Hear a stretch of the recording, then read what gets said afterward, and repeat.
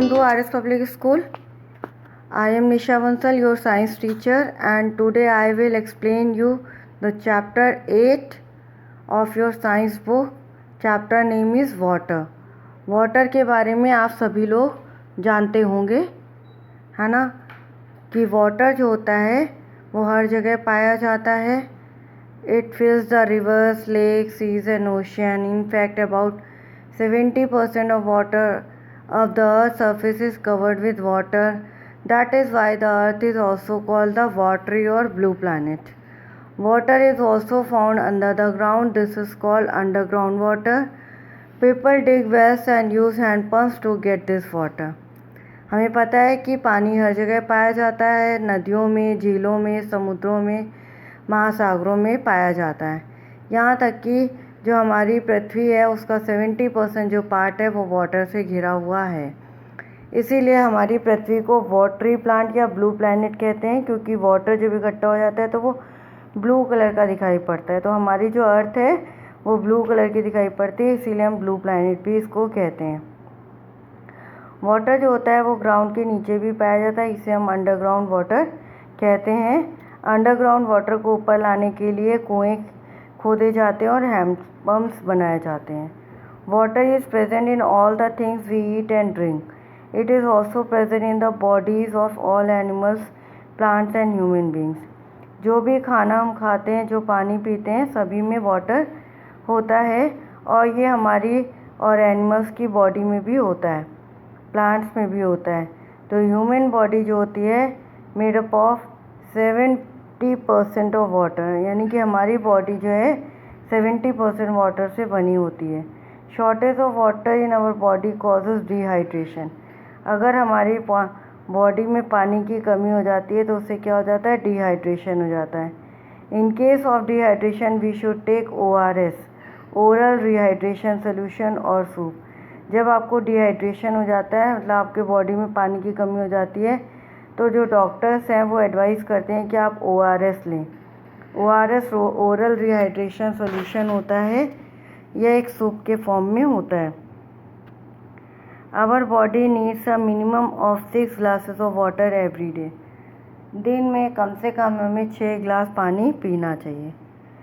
ठीक है. अब यहाँ पे देखिए फ्रूट्स बने हुए हैं, तो आपको जो है उन फ्रूट पे मार्क करना है जिसमें पानी होता है.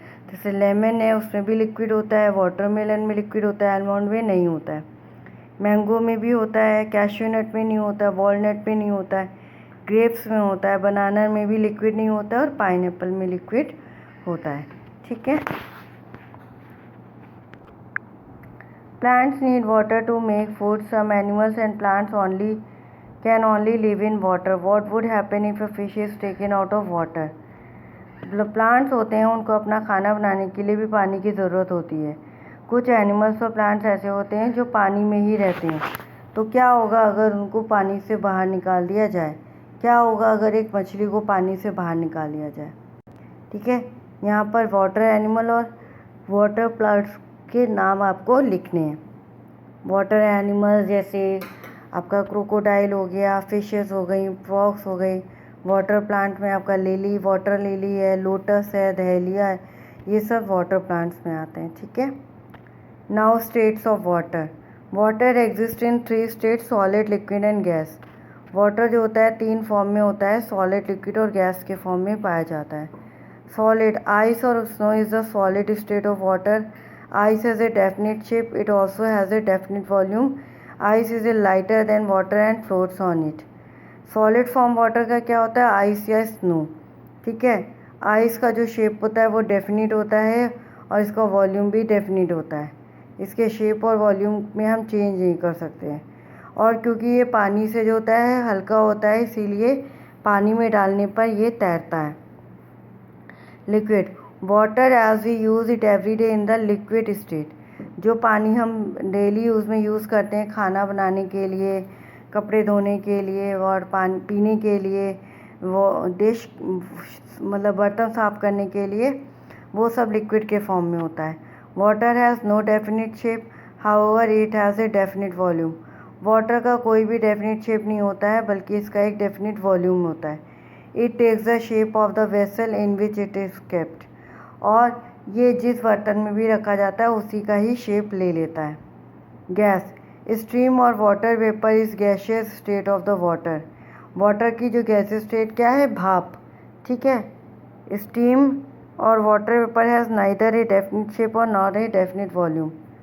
स्टीम या वाटर वेपर का ना तो कोई डेफिनिट शेप होता है और ना ही कोई डेफिनिट वॉल्यूम होता है। Water changes is state. अब वाटर की जो तीन स्टेट्स हैं, लिक्विड, गैस और सॉलिड, उसको एक फॉर्म को दूसरे फॉर्म में कन्वर्ट किया जा सकता है। कैसे कन्वर्ट किया जा सकता है, उसको हीट या कूल करके हम उसको एक स्टेट से दूसरे स्टेट में कन्वर्ट कर सकते हैं। जैसे देखिए, you can also change water from one state to another. तो यहाँ पे देखिए लिक्विड है, यहाँ पे सॉलिड है जो कि आइस है। आइस को जब हम हीट करेंगे तो वो वाटर में कन्वर्ट हो जाएगा, और वाटर को जब हम हीट करेंगे तो वो उसमें से स्टीम निकलने लगेगी, यानी कि वो गैस फॉर्म में कन्वर्ट हो जाएगा। इसी तरह से जब हम हीट को जो है कूल करेंगे तो वो फिर से वाटर में कन्वर्ट हो जाएगा, और वाटर को कूल करेंगे तो फिर से वो आइस फॉर्म में कन्वर्ट हो जाएगा। तो हीटिंग और कूलिंग के थ्रू हम वाटर को एक फॉर्म से दूसरे फॉर्म में कन्वर्ट कर सकते हैं।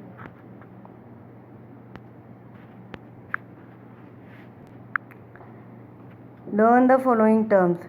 The changes of water into water vapor is called evaporation. जब वाटर वेपर में कन्वर्ट होता है तो ये प्रोसेस क्या कहलाता है, evaporation. The changes of water vapour into water is called condensation. और फिर से वाटर वेपर जब वाटर में कन्वर्ट हो जाता है तो उसे हम क्या कहते हैं, कंडेंसेशन कहते हैं। Evaporation and condensation take place all the time in the nature. Nature में इवेपोरेशन और कंडेंसेशन जो होता है वो हमेशा होता रहता है। They form a cycle known as a water cycle in nature. इसीलिए ये नेचर में एक साइकिल बनाते हैं जिससे हम क्या कहते हैं, वाटर साइकिल कहते हैं। The water cycle, the sun heats up the water in the river, pond, lakes and ocean. हमें पता है कि जो सूरज होता है वो वाटर, जो रिवर, पॉन्ड, लेक्स और ओशन में जो पानी होता है उसको गर्म करता रहता है। This water changes into water vapour and rises in the atmosphere. इससे क्या होता है, वाटर जो है वाटर वेपर में कन्वर्ट हो जाता है और ऊपर एटमॉस्फेयर में उठने लगता है। High up in the sky this water vapour comes in contact with cold air. जैसे जैसे ये ऊपर आते हैं ये कोल्ड एयर के कांटेक्ट में आ जाते हैं। It cools down to form tiny drops of water. और ये ठंडे हो जाते हैं, ठंडे होकर ये वाटर की छोटी छोटी ड्रॉप्स बनाते हैं। Then tiny drops of water join together to form clouds. फिर ये छोटे छोटे जो ड्रॉपलेट्स होते हैं ये आपस में जुड़कर बादल बनाते हैं। On further cooling the clouds become heavy and fall on the earth as a rain. जब इस क्लाउड्स में वाटर वेपर की जो क्वांटिटी है वो ज़्यादा होती जाती है तो क्लाउड हैवी होने लगता है, और यही जो वाटर वेपर है ये रेन के फॉर्म में नीचे आने लगता है। The rain water runs back to fill the river. ये जो रेन वाटर है ये नदियों में चला जाता है और नदियाँ फिर से पानी से भर जाती हैं। नदियाँ, झील, तालाब, महासागर ये सब भर जाते हैं। Again the same cycle continue. फिर क्या होता है, रिवर, पॉन्ड, लेक और ओशन का जो वो होता है वो हीट होता है सन के थ्रू, और फिर से वो इवेपोरेशन के थ्रू वाटर वेपर में कन्वर्ट हो जाता है, ऊपर जाता है, फिर वो क्लाउड में कन्वर्ट होगा, फिर वो रेन नीचे आएगी। तो ये प्रोसेस जो है वो चलता रहता है। इसे हम क्या कहते हैं, वाटर साइकिल कहते हैं। ओके, तो ये चैप्टर आप रीड करिएगा घर पे। इसके क्वेश्चन आंसर्स जो है वो मैं सेंड कर दूँगी, उसको आपको अपनी कॉपी में करने हैं। Okay, bye.